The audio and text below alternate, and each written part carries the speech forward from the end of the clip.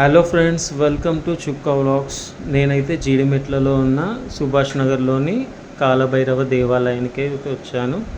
బహుళ అష్టమి రోజైన అమావాస్య రోజైన కాలభైరవుడికి పుష్పాండ దీపం సమర్పిస్తే చాలా మంచిది. ఆరోగ్య సమస్యలు, నరదృష్టి, అప్పులు, ఏమన్నా బాధల నుంచి తొలగిపోతాయి. మనకి ముందుగా కావాల్సింది పుష్పాండ దీపానికి బూడిది గుమ్మడికాయ. బూడిది గుమ్మడికాయని 2 భాగాలుగా చేసేసి దాంట్లో నుంచి గుజ్జు తీసేసి ఇరువైపులో పసుపు రాసుకోవాలి. పసుపు రాసేసి దానికి కుంకుమ బొట్లు పెట్టుకోవాలి. నాకు టైం లేదు ఫ్రెండ్స్ అని ఇంట్లోనే ప్రిపేర్ చేసుకున్నా. మనకి గుడి దగ్గర కూడా దొరుకుతాయి. ఇవి 300 ఇస్తే మనకి సెట్ అనేది ఇస్తారు, నూనె ఇవన్నీ ఇస్తారు. బట్ నాకు టైం లేక నేను ఆల్రెడీ ఇంట్లో నుంచే సిద్ధం చేసి తీసుకొని వచ్చాను.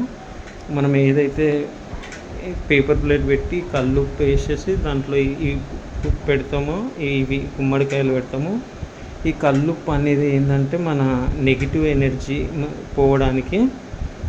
అలాగే మనం ఈ ఒత్తులు దీంట్లో పెట్టేసేసి మనం నువ్వుల నూనె కానీ ఆవు నెయ్యి కానీ వాడితే మంచిది ఫ్రెండ్. మీకు అది కూడా వీలవ్వకపోతే మామూలు పూజ స్టోర్లో దొరికే పూజ ఆయిల్ వాడుకోవచ్చు. నవధాన్యాలు మరియు నల్ల నువ్వులు వేసుకోవాలి ఫ్రెండ్స్. దీంట్లోనే నవధాన్యాలు వేసుకోవడం వల్ల నవగ్రహ దోషాలు తొలగిపోతాయి. నల్ల నువ్వులు వేసుకోవడం వల్ల శని దోషాలు ఉంటే తొలగిపోతాయి. అలాగే పసుపు కుంకుమ కూడా చల్లేసుకోవాలి ఫ్రెండ్స్. దీంట్లోనే శివుడికి ప్రతిరూపమే ఈ కాలభైరవుడు, మరెవరో కాదు. అలాగే పువ్వులతో అలంకరించుకొని ఈ కుష్మాండ దీపాలని వెలిగించుకోవాలి ఫ్రెండ్స్. ఈ కుష్మాండ దీపాలు వెలిగించేసుకొని మనం స్వామివారికి అయితే చూపించేసుకొని ఒక పక్కన పెట్టేసుకోవాలి. నేనైతే భయంతోనే తీసుకొని వెళ్తున్నా. ఆకు సరిగ్గా లేదు, స్టిఫ్గా లేదు, ఏదో పడిపోతున్న భయంతో తీసుకొని వెళ్తున్నా. అలా మెల్లగా నడుస్తూ వెళ్తున్నా స్వామివారి దగ్గరికి. కొంచెం దూరం ఉంది. మొత్తానికి స్వామివారి దగ్గరికి వచ్చేసాను. స్వామివారి దగ్గరికి వెళ్ళేసి నా మనసులో కోరిక అయితే చెప్పుకున్నా. మనసులో కోరిక చెప్పుకుంటే స్వామివారిని నమస్కరించుకొని తీసుకొని వెళ్ళి ఒక పక్కన మనం ఇవన్నీ దీపాలు అనేది ఒక పక్కన పెడతారు గుడిలో, ఒక పక్కన పెట్టేస్తాము. పెట్టేశాక మన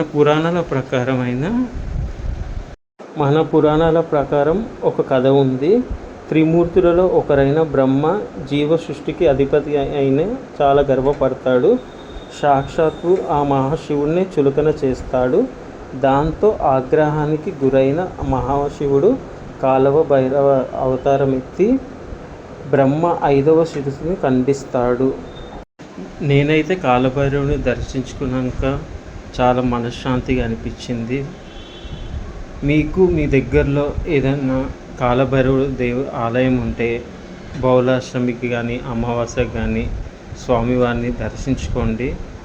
కుష్మాండ దీపం వెలిగించి కొంచెం మంచి జరుగుతుందని నా ఉద్దేశం. జై కాలభైరవ. Bye friends.